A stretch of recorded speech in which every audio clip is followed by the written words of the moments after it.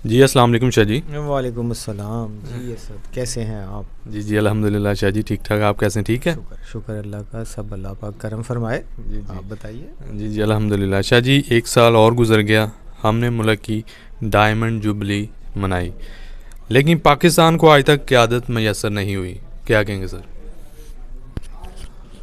हाँ भाई, आज 31 दिसंबर 2022, 75 साल हो गए हमें आज़ाद हुए।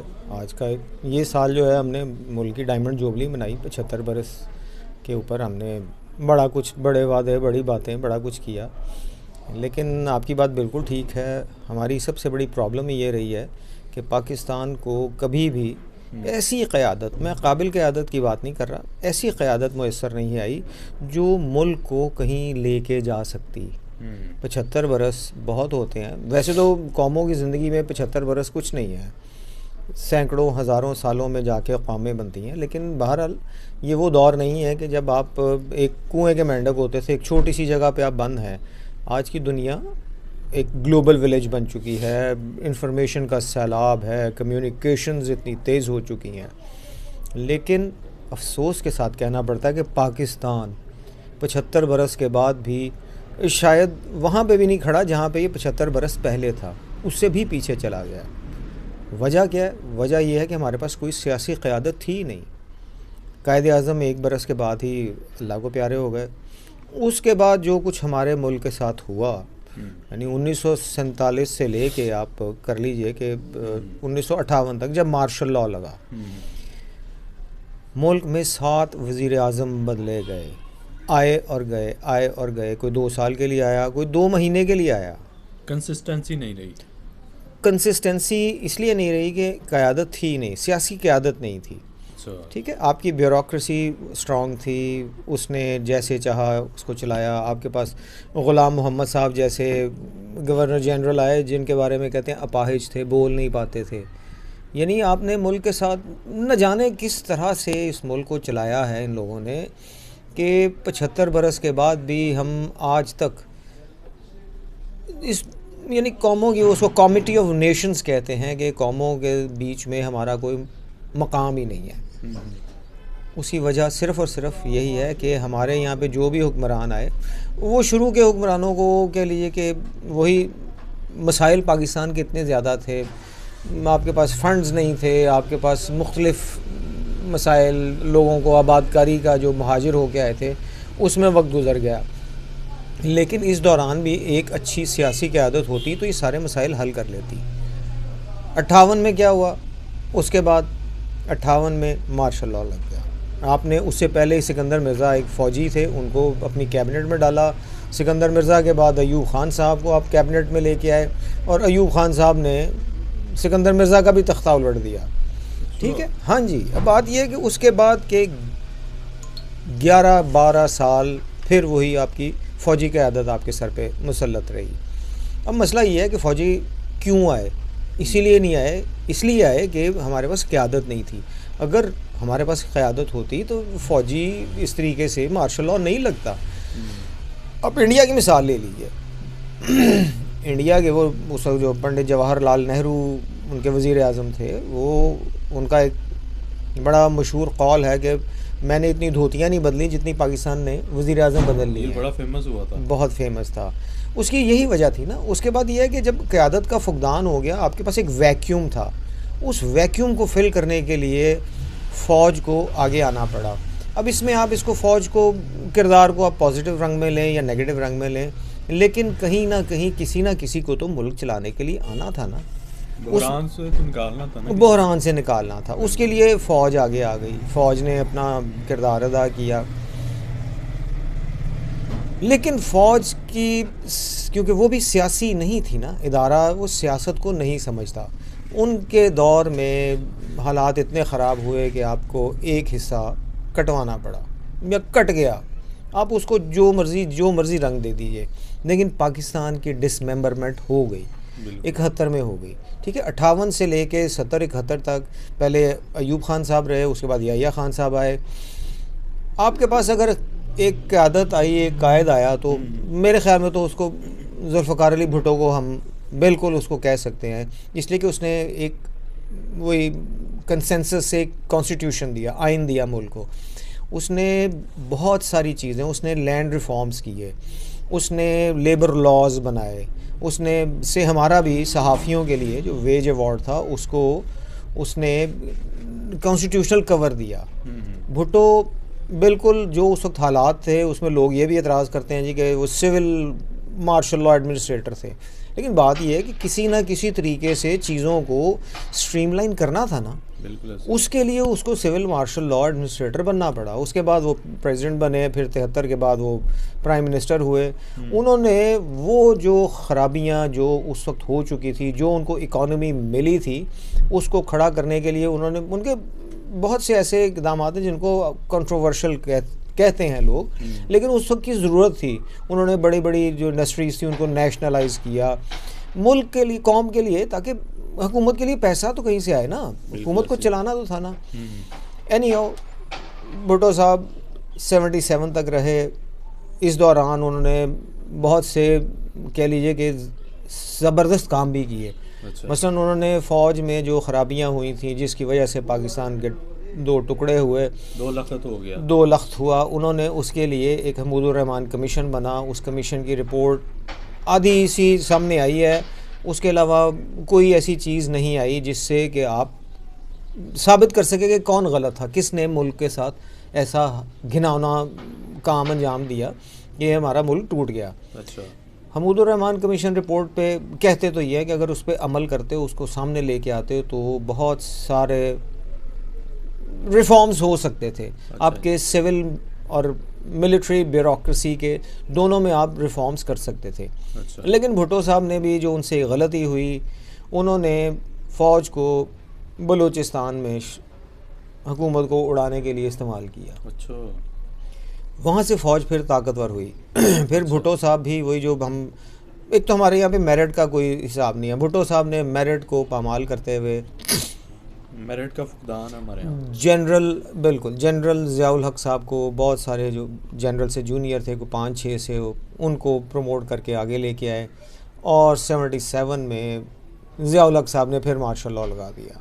अच्छा, अब बात यह कि अगर उस वक्त के हालात का जायज़ा लें तो 5 जुलाई 1977 को जब ये मार्शल लॉ लगा है, ज़ियाउल हक साहब ने हुकूमत का तख्ता उल्टा, उस रात अपोजिशन का और पीपल्स पार्टी का पैचअप हो गया था, मुआहदा हो गया था। वो कहते थे जी कि 45 सीटों पे धांधली हुई है, वो 45 सीटों पे भुट्टो साहब दोबारा इलेक्शन करवाने को तैयार हो गए थे। अच्छा। लेकिन उसके बावजूद तख्ता उलट दिया गया और मुल्क एक बार फिर से मार्शल लॉ के अंदर चला गया। वो फिर 77 से 88 तक ज़ियाउल हक का मार्शल लॉ रहा। क्या जी हमारे मुल्क में जमहूरियत का मार्शल लॉ ज़्यादा जी फ़ौजी जो है ना हमारी, अगर देखें तो उनकी, अगर अब भी बात करें तो जिस तरह से लोग कह रहे हैं कि हमारे मुल्क में एक्चुअली अभी भी पीछे रह के अच्छा। हाँ जी, क़यादत का फुकदान तो है ना, तो हाँ, फ़ौज आगे आई और उसने अभी भी पीछे रह के वो डिक्टेट करती है। उसकी फिर वही रीज़न है। एनी हाउ, उसके बाद फिर एक बारी लगी पीपल्स पार्टी और मुस्लिम लीग नून की। अच्छा। आते गए जाते गए बेनज़ीर और नवाज शरीफ साहब में। उसके बाद फिर नवाज शरीफ साहब ने थोड़ी सी, अब उसमें उसकी सियासी गलती कहें या उसमें, यानी उनकी एक गलती थी, उन्होंने जो फ़ौज के साथ टक्कर लिया, जानबूझ के नहीं, उन्होंने इसको गलत, अच्छा, यानी समझा गलत है कि फ़ौज आपकी है क्या और कर क्या सकती है। अच्छा। उन्होंने मुशर्रफ साहब को हटाने की कोशिश की, उल्टा उनका तख्ता उल्टा गया और उनको मुल्क से बाहर रहना पड़ा और जलावतन हो गया। जी। एनी उसके बाद 2007 में फिर वापसी हो रही है, फिर पीपल्स पार्टी की गवर्नमेंट 2007 में बेनज़ीर भुट्टो साहबा को, अच्छा हाँ, उसके बाद आप कह सकते हैं कि बेनज़ीर भुट्टो में भी कुछ लीडरशिप थोड़ी सी क्वालिटी थी। उसने जुल्फ़िकार अली भुट्टो के नीचे रह के उनसे सीखा था, इसलिए उन्होंने कुछ बेहतरी करने की कोशिश की। लेकिन उसके अलावा हमारे पास कोई ऐसा लीडर नहीं आया जो मुल्क को चला सके, ट्रेंड, पढ़ा लिखा और हाँ, जो समझता हो, जो सियासत को समझता हो। ये लोग जो हैं ये सारे के सारे यानी अपनी क्लास के नुमाइंदा हैं। ये वही अमीर कबीर तबका है जो पाकिस्तान जब बना था, अब मुस्लिम लीग के बारे में भी यही कहते हैं कि मुस्लिम लीग जो 1906 में बनी थी, वो वडेरों की जमात थी। उस वक्त के जागीरदार जो थे उन्होंने मिल के बनाई थी। उन्होंने अपने आप को बचाने के लिए, इसलिए कि हिंदू जो थे वो उनका था कि वो जागीरें ख़त्म कर देंगे आज़ादी के बाद। नहीं, मुस्लिम लीग जो, हाँ जी, वो ऑल इंडिया मुस्लिम लीग कहते हैं उसको। ठीक है, ये सारी चीज़ें जो है ना, ये इस तरफ इशारा करती हैं कि हमने कभी भी, अच्छा आर्मी जब आई तो उसमें कह लीजिए कि सियासत को, जो अब लोग एतराज़ करते हैं कि क़यादत को पनपने नहीं दिया गया, तो भाई पनपने के लिए एडवर्स सर्कमस्टांसिस में आपको बनाना पड़ता है, खुद को उठाना पड़ता है। वो हमारे जो लोग थे उनमें ये चीज़ नहीं आई। उसका नुकसान ये हुआ कि 2022 तक हम उसी डगर पे चलते रहे। 2018 के इलेक्शंस हुए, एक नई शख्सियत सामने आई इमरान खान साहब के रूप में, क्रिकेटर टर्न पॉलिटिशियन उन्हें कहते हैं। क्रिकेटर थे, उसके बाद सियासत में आए। 22-26 साल की वो उनका क्लेम था कि मैंने 22-26 साल के बाद मेहनत की और उसके बाद मैं वर्ल्ड कप जितवाया, आगे नहीं सियासत में आया और वज़ीर आज़म बना। जी अच्छा, ठीक है। अब ये चीज़ें जो हैं ये आपको, यानी इमरान खान तक हम चले मान लेते हैं कि जी उनको मौका मिलता तो शायद कुछ नज़र आता। लेकिन मैं उनको, इमरान खान को लेसर ईवल कहता हूँ। बाकी के जो हैं वो बहुत, हाँ वही ना, वो अपनी अपनी क्लास के नुमाइंदे हैं। भुट्टो जो था आगे अगर कह लीजिए, उसके बाद जब ज़रदारी ख़ानदान में शिफ्ट हुई है, बेनज़ीर भुट्टो के मरने के बाद तो सियासत ख़त्म हो गई थी ना भुट्टो ख़ानदान की। ज़रदारी ख़ानदान में चली गई पीपल्स पार्टी। ज़रदारी के अपने कह लीजिए इंटरेस्ट थे, नवाज शरीफ के अपने इंटरेस्ट थे। इन्होंने इस्तेमाल किया इस ज़मीन को, इस ख़ित्ते को क़यादत के लिए नहीं, इन्होंने अपने जेबें भरने के लिए। अब आप देखिए ना, नवाज शरीफ साहब लंदन में बैठे हैं, उनके बच्चे लंदन में हैं, उनका बिज़नेस लंदन में है, उनको कोई बीमारी, कोई तकलीफ़, दुख, खुशी, गमी, वो सारा कुछ लंदन में जाके करते हैं। लेकिन हुक्मरानी के लिए पाकिस्तान आते हैं। पासपोर्ट सारे उधर के, पासपोर्ट्स भी बच्चों के, उनके नेशनैलिटीज़ बच्चों की वहाँ की हैं। तो आप यानी दुनिया में शायद कहीं ऐसी मिसाल ना मिले कि मुल्क का हुक्मरान जो है वो किसी और मुल्क की नेशनैलिटी है, उसके बाद वो आता है आगे हुक्मरानी करता है, फिर 5 साल के बाद जब फारिग होता है तो चला जाता है। अब मसला हमारा ये बना कि हमारे पास और कोई रास्ता नहीं था, उसमें फ़ौज ने अपना एक किरदार अदा किया है। अब आप फ़ौज को पॉजिटिव कहें, नेगेटिव कहें, हाँ ये आपके ऊपर डिपेंड करता है। लेकिन फ़ौज ने एक काम किया, उसने मुल्क को बचाने के लिए इंटरनल और हाँ, यानी वो, हाँ जी, इंटरनल, एक्सटर्नल तो फ़ौज करता ही है, लेकिन इंटरनली उसको स्टेबल करने के लिए या बचाने के लिए, सियासी जो बहरान था उससे निकालने के लिए फ़ौज आगे आई। अब फ़ौज को आप फिर उसको लपेटते हैं, उसको बीच में लेके आते हैं मुख्तलिफ़ हवालों से, कभी किसी के ऊपर इल्ज़ाम, कभी किसी तरह से। आप फ़ौज को आप ख़ुद पीछे नहीं करते। यही सियासतदान, आपको शायद याद हो कि ना याद हो, कि जब भुट्टो के अगेंस्ट इन्होंने, फ़ौज ने एक इत्तेहाद बनवाया, उसमें अपोजिशन सारी थी, बेनज़ीर भुट्टो के ख़िलाफ़ इत्तेहाद बनवाया। ठीक है, फ़ौज अपना एक किरदार अदा कर रही है। अच्छा, उसे आप नेगेटिव कहें या पॉजिटिव कहें।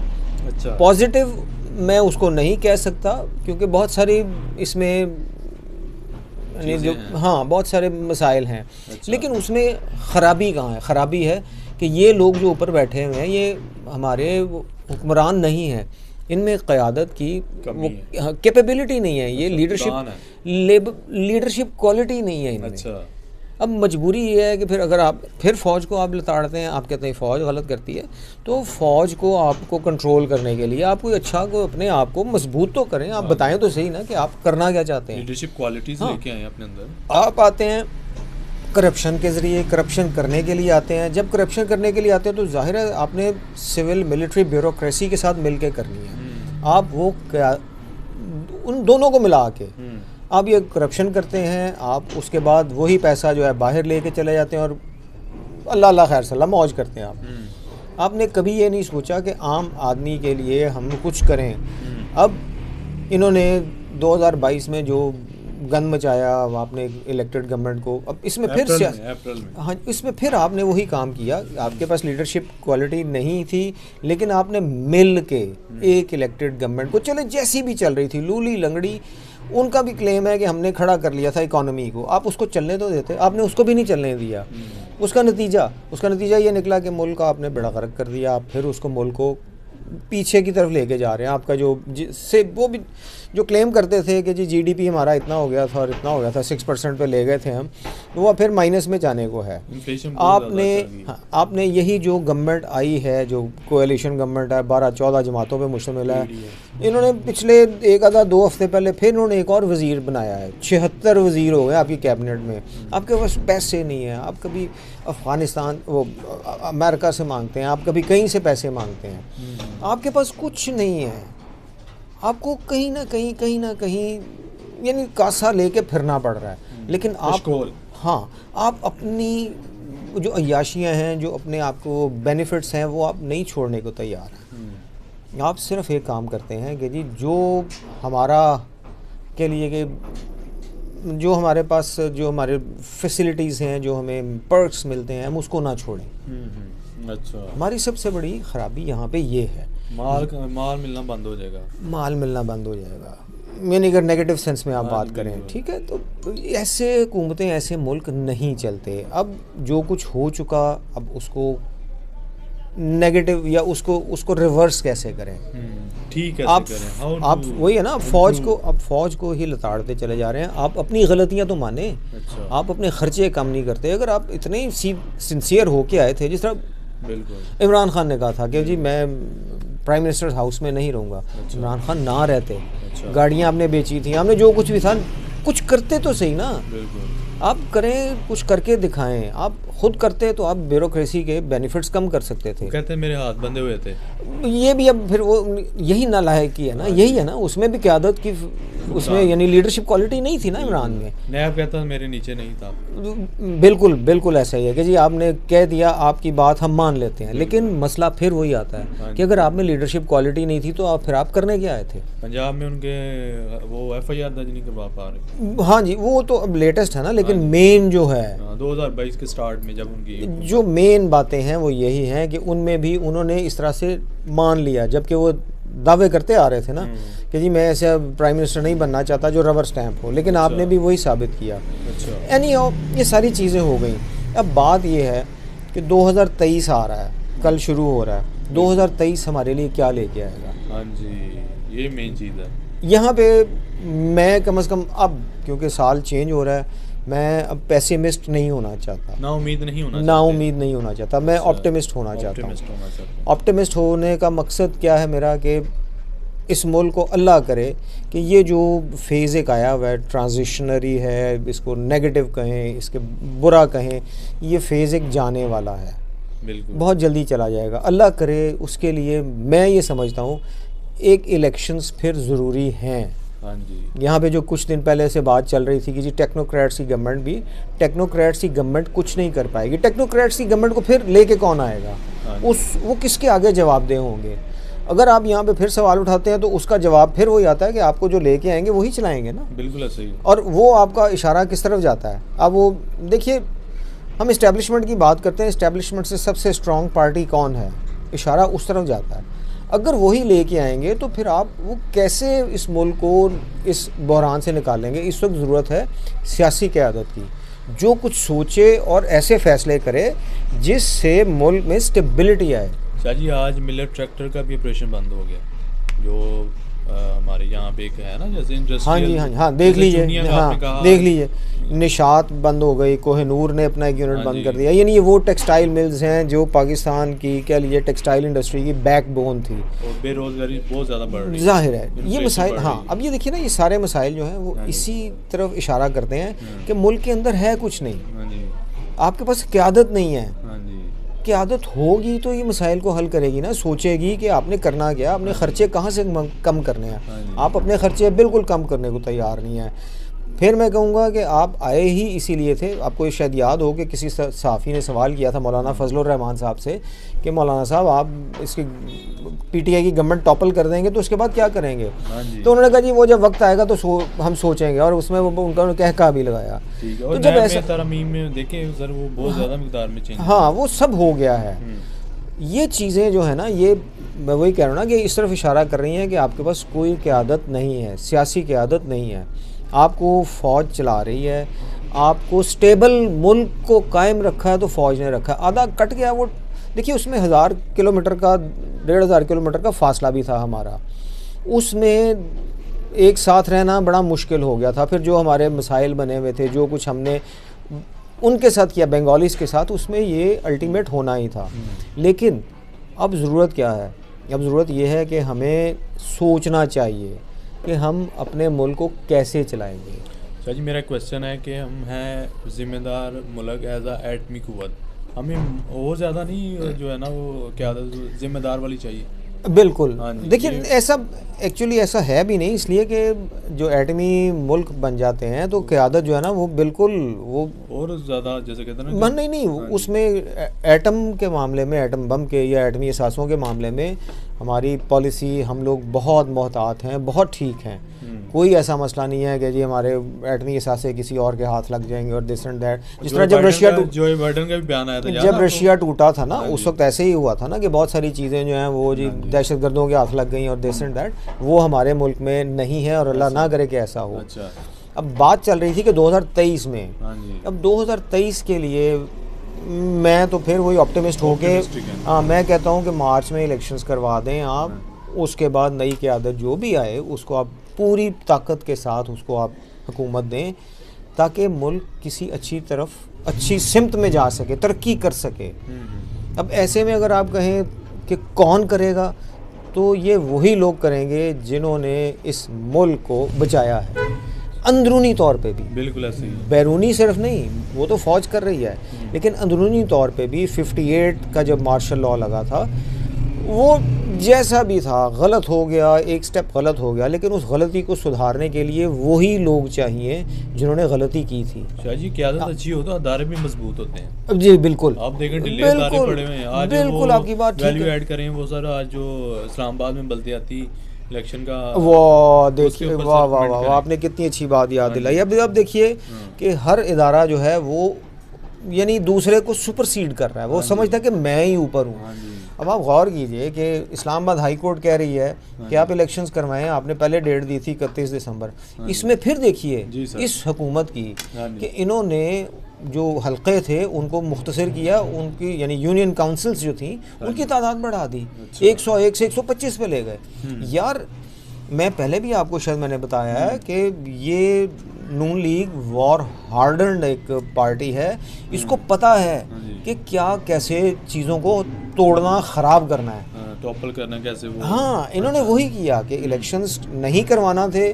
अब इसमें इमरान खान का चाहे आप कह लीजिए, वो कहता है कि ये डरते हैं इसलिए नहीं करवाते कि हार जाएंगे। मान लेते हैं इमरान खान की बात, लेकिन इन्होंने वही काम किया। इन्होंने इस्लामाबाद हाई कोर्ट का फ़ैसला नहीं माना इन्होंने, बल्कि वो उसके दरख्वास्त भी और उसको चैलेंज भी किया उस फ़ैसले को। अब ये चीज़ें जो हैं ये इस तरफ इशारा कर रही हैं कि आप सिंसियर नहीं हैं, आप में लीडरशिप क्वालिटी नहीं है।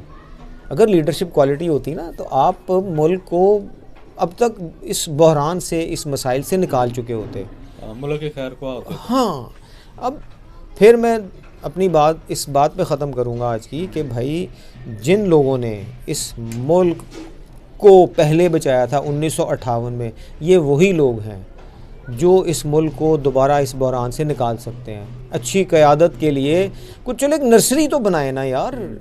देखिए बेनज़ीर भुट्टो यानी जुल्फ़िकार अली भुट्टो के बाद बेनज़ीर आई, बेनज़ीर के बाद उनका बेटा आ गया, भुट्टो का नवासा आ गया, नवाज शरीफ के बाद उनकी बेटी आ गई, शहबाज शरीफ के बाद हमज़ा शहबाज आ जाएंगे, मौलाना फजलुर रहमान आ गए, मुफ्ती महमूद के साहबजादे, उनके बाद उनके साहबजादे असद साहब आ गए। ठीक है, इधर से आप उधर चले जाइए, वली ख़ान साहब के आगे से वो उनकी यानी बादशाह ख़ान की भी तीसरी नस्ल आगे आ गई।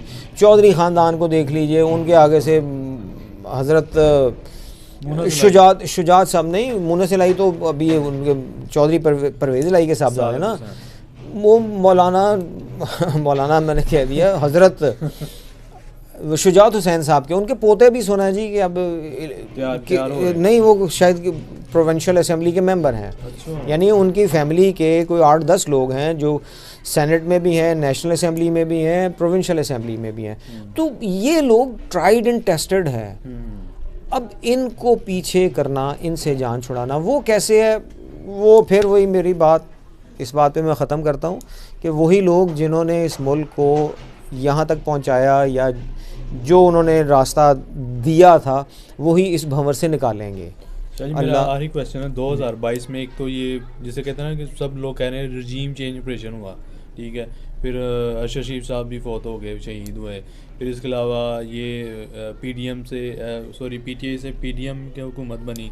अब जो पंजाब का और केपी का जो होने जा रहा है 11 तारीख को अदालत की फैसले के मुताबिक नो कॉन्फिडेंस वोट जो होने जा रहा है, उसके ऊपर क्या पॉइंट है? भाई ये तो फिर वही है, मैं आज की ही जो आपने बात की है कि इस्लामाबाद में जो इलेक्शंस का अनाउंस किया था, उसने ऑर्डर किया था, बल्कि इस्लामाबाद हाई कोर्ट ने उसको नहीं माना गया। अब इसमें फिर वही बात आ जाती है कि आप देखिए कि आपका इदारा यानी जुडिशरी आपकी वो किस तरफ लेके जाती है मुल्क को, कि आप उनसे कह रहे हैं जी कि आप हमें गारंटी दें, आप हमें एफिडेविट दें, आप हमें लिख के दें कि आप आप डिज़ोल्व नहीं करेंगे पार्टीज़ को, असेंबलीज़ को। हाँ, उसने लिखा ना, परवेज़ इलाही से उन्होंने लिया है। भाई बात यह है कि इस वक्त जो हालात है उसमें इमरान खान की फिर हिमाकत है, और आप कह लीजिए कि नून लीग ने जिस तरीके से गेम को खेला है, अच्छा, वो सियाणी है ना, उसको पता है कि कैसे चलाना है। इन्होंने डेट दे दी इमरान खान को। मैंने पहले भी जब आपसे कहा था कि इमरान को चाहिए था कि 17 दिसंबर को ही असेंबलीज डिज़ोल्व कर देता। आपने लिबर्टी में कहा था जी, वो असेंबलीज डिज़ोल्व करना बनता था। उन्होंने टाइम दिया, या तो इमरान खान गेम खेल रहे हैं कि जी इस तरीके से इनको और ख़राब किया जाए, या वो वाकई सीधे पॉलिटिशियन है, वो इस तरह के पॉलिटिशियन अभी नहीं बने जिस तरह के ये हैं, मंजे हुए।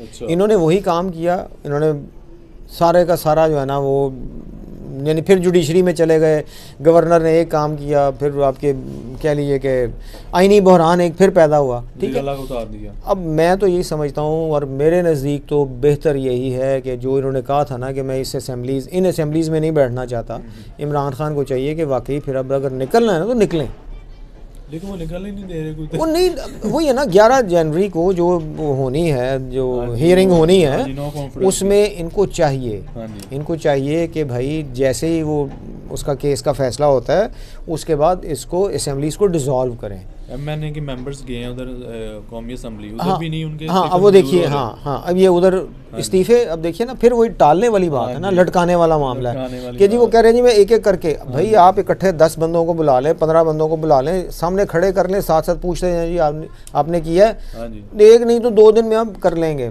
आप एक बंदे को बुलाएंगे, उसे बिठाएंगे, उसे चाय पिलाएंगे, उसे गप्पे लगाएंगे, उसे बताएंगे माजी में तुम ऐसे करते थे, माजी में मैंने ऐसे किया था, तुम मेरे ऐसे दोस्त थे, टाइम गेन। हाँ, आप यानी फिर वही बात कि मुल्क के लिए आप वो काम करें जिससे इकोनॉमी स्टेबल हो। भाई 2-3 दिन पुरानी खबर जो हमने अपने correspondent.pk में अपलोड की थी, कोई नहीं करे बात। अच्छा, वो जो है ना, उसमें यही खबर थी, उसमें खबर यही थी कि भाई $8.3 बिलियन हमने देने हैं।